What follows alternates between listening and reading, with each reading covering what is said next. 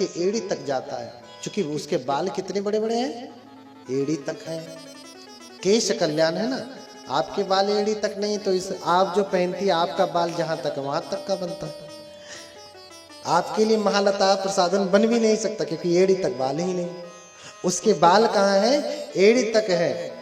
इसलिए विशेष रूप से ऑर्डर दे करके महालता प्रसादन बनवाया गया 9 करोड़ रुपए का। उसको बनाने में मात्र 1 लाख रुपए लगे खर्चा, लेबर चार्ज।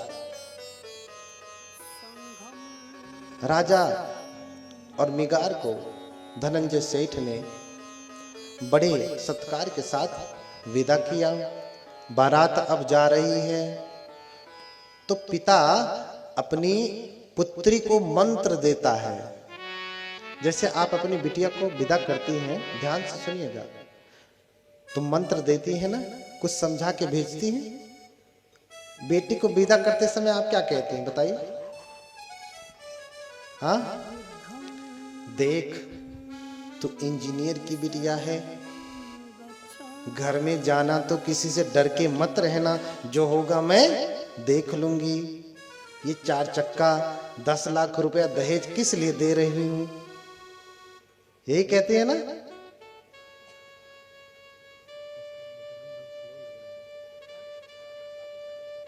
हाँ, देख तू इंजीनियर की बिटिया है, किसी से दब करके मत रहना, जो होगा मैं देख लूंगी।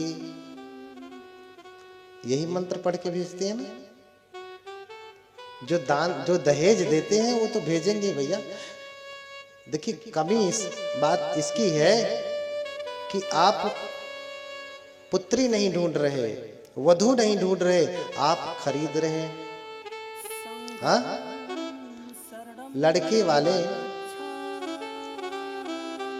वाले अपने लड़के को बेच रहे हैं, और लड़की वाले लड़कों को खरीद रहे हैं, बोली लगाते हैं ना, भैया मेरा बेटा है, 1 लाख गाड़ी और 10 लाख रुपए में ही बिकेगा, इससे कम में नहीं बिकेगा। हाँ, सरकारी डॉक्टर है,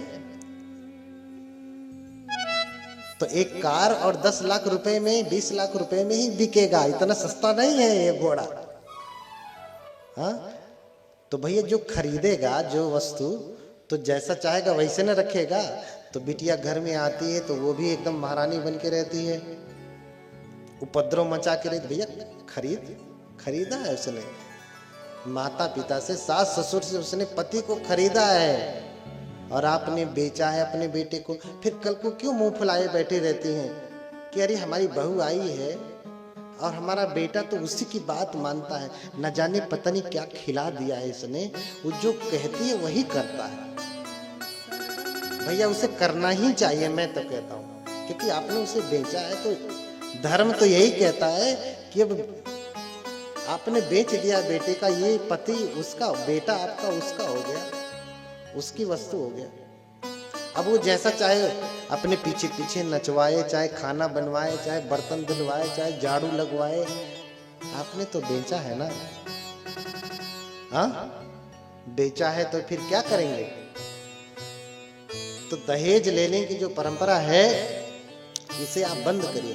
खरीदना बेचना बंद करिए। अपने से जिसकी जो इच्छा वो देवे ना देवे, लेकिन ये खरीदना बेचना बंद करिए। मंत्र देना भी बंद करिए कि तू डॉक्टर की बिटिया है, तू डॉक्टर की बिटिया है, किसी से दब करके मत रहना, जो होगा मैं देख लूंगी।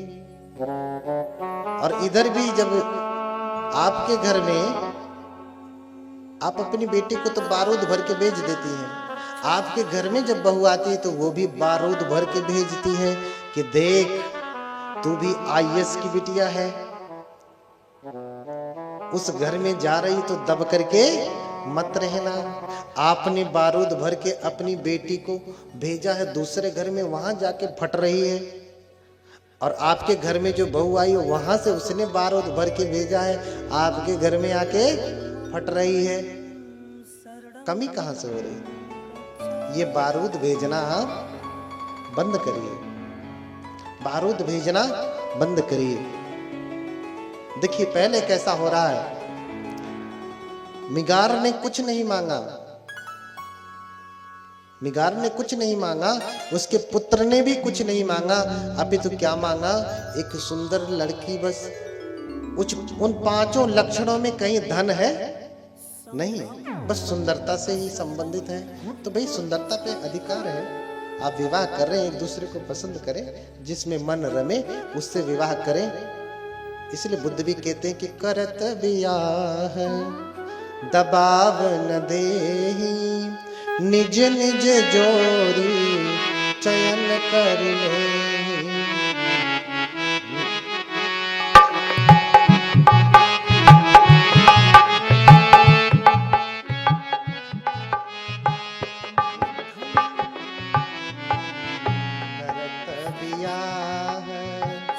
दबाव न देहि, निज निज जोरी चयन कर ले।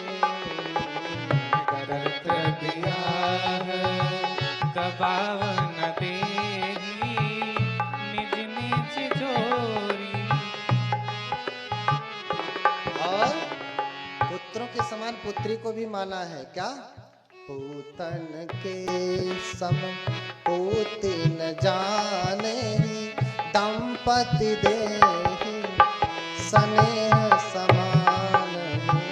पूतन के सम पूति न जाने, दंपति देहि स्नेह समान। हाँ,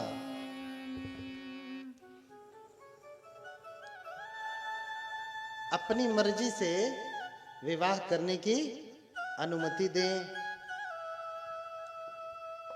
जबरदस्ती ना करें। क्योंकि मैंने उस दिन भी बताया था कि सिद्धार्थ कुमार का भी क्या हुआ, स्वयंवर। या आप जिस भगवान को मानती होंगी उनका भी तो स्वयंवर हुआ था ना? नहीं हुआ था? हुआ था। लेकिन आप अपने बेटे का स्वयंवर करते हैं, बेटी का स्वयंवर करते हैं। भाई वो राजा थे तो राजा के तरीके से किया। आप राजा नहीं तो कम से कम अनुमति तो जान लीजिए। रहना दोनों को एक साथ है, लेकिन योग्यता का परीक्षण कर लें। भले पसंद के लड़के लड़की एक दूसरे के हों, लेकिन योग्यता का परीक्षण माता पिता स्वयं कर लें।